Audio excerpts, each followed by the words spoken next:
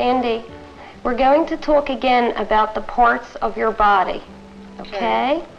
And the fact that a girl has 3 holes between her legs. Yeah. 3. How many, Sandy? 3. Okay, now let's look at this picture. Okay? Yes. You see that? This hole here is the hole where you make a BM. Yes. And it's called your rectum. Yes. Okay? And this hole here is the hole from which you pee when you go to the bathroom or urinate. Yes. What else would you use it for? Well, that's just used to urinate. No, it's not. It's used to menstruate, too. No, that's another hole, and we'll talk about that, because there's 3 holes here. Now, you show me what I showed you. Yeah. This is when it says, this is when you menstruate. No, this is the hole you pee from. Yes. This is the hole you make a BM from. Yes. And this hole in between the 2, Yes. that's called your vagina. Yes. And that's the hole from which you menstruate. Yes. Now, Have them you show repeat, it. if possible, to show that the lesson is being understood. And then, a few days or a week later, review the exercise to check on the progress. As a first step in understanding reproduction, we need to prepare trainables for the emotional and physical changes in their bodies. Children need this information before they reach puberty. Adolescents and adults who have never had this training need this knowledge as a foundation. For instance, a girl with a serious learning handicap who has been introduced to the experience of menstruation will be able to accept her first period without trauma. This is what happens to me. It will happen to you. It's all right. It's part of being a woman. This communication is repeated many times, so that when a girl has her first period, she will not be frightened. This is what happens to me. It will happen to you. It's all right. It's part of being a woman.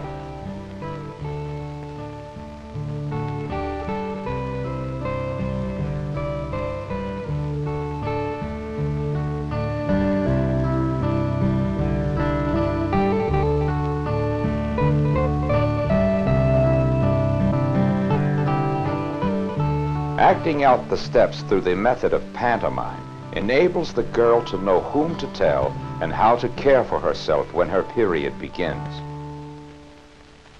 Hey, Frank. How come you haven't gotten up yet? I'm wet and sticky. Oh. When did that happen? Did it happen during the night? Or did it just happen now? Do you know? No. Well, if you're sticky, maybe it was a wet dream. Do you know what a wet dream is? No. Well, you know, how old are you now? You must be about,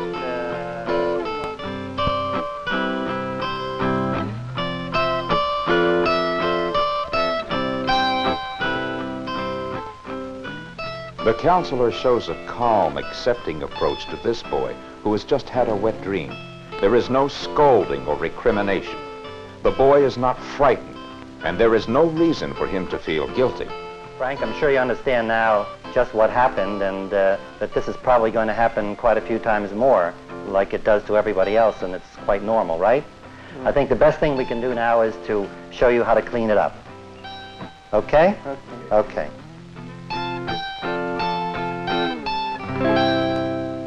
Now we come to a very important section, one that everyone dreads, or is embarrassed by, or tries to avoid completely.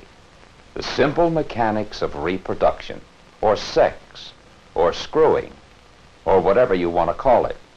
This is a pillow, and the lady's lying down. Sandy? Yes. Is the lady lying down on her back? Yes. Okay. And the man's lying down on top of her? Yes. Right? Okay. And they're having sex? Yes. Right? And sex is a way that a man and woman start a baby. His penis gets hard, see?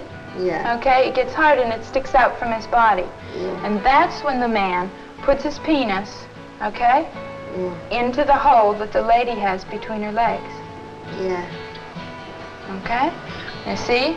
That's what he's doing. He's putting the penis into the hole between your legs. The girls are not confused by the introduction of different positions or moralizations. That's how the lady gets pregnant.